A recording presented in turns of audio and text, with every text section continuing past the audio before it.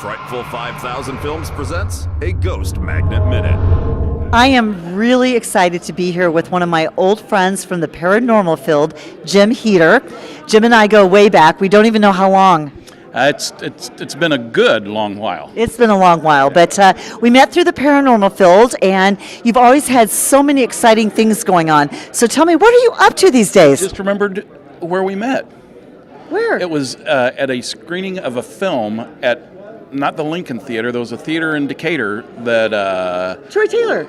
Yes, it was one of his events. That's where we met. We just solved a mystery. Yay! Very good. So tell me, what have you been up to lately, Jim? Well, I'm getting away from the ghost, paranormal type stuff. Mm-hmm. I've been doing it for a long time, and I got into it because it's like, are they real? What are they? You know, it's still kind of up in the air what they are. But I've seen, I've talked, I've heard, okay, that case is closed. So I kind of went into my first interest in the paranormal was UFOs. And that was back in the probably middle 70s.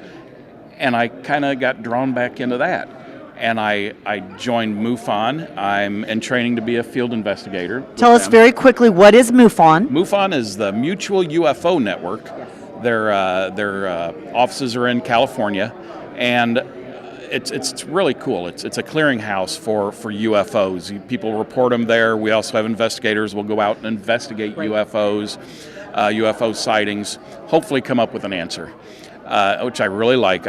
So far, I really like it.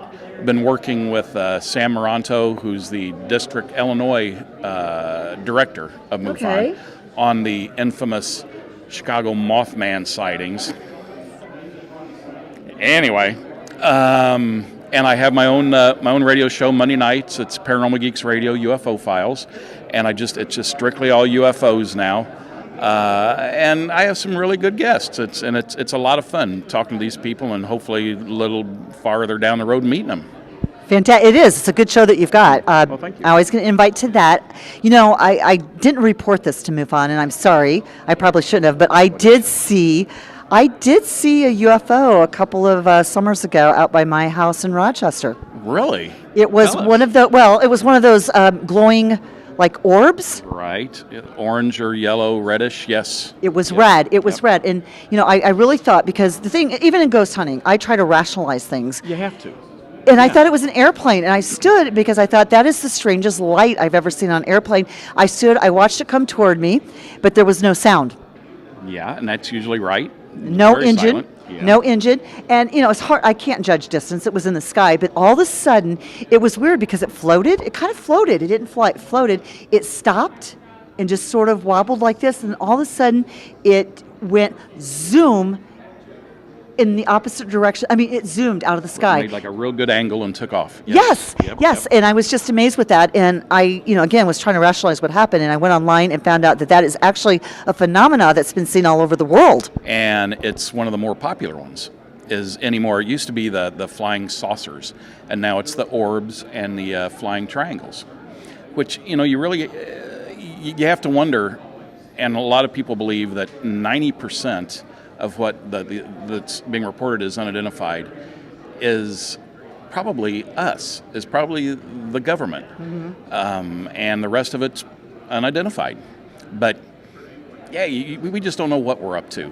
Black projects and everything. Right, and that's just it. UFO does not mean extraterrestrial. It means unidentified flying object. So tell me, if anybody has a sighting or an experience to report, how do they get a hold of somebody in MUFON? Well, you go to their website, which is, it's a hard one. It's MUFON.com. MUFON, like your hat. Like my hat. And there are all sorts of little drop downs, and one of them is report a sighting. Click on that, and they'll ask you can remain anonymous if you want. If you don't want to remain anonymous, you can give your name, phone number, and everything, which really helps us, because you have to talk to these people. They have it written out there, but you don't know if when you talk to someone, with doing investigations and stuff, you got to talk to people to figure out whether they're telling the truth or not.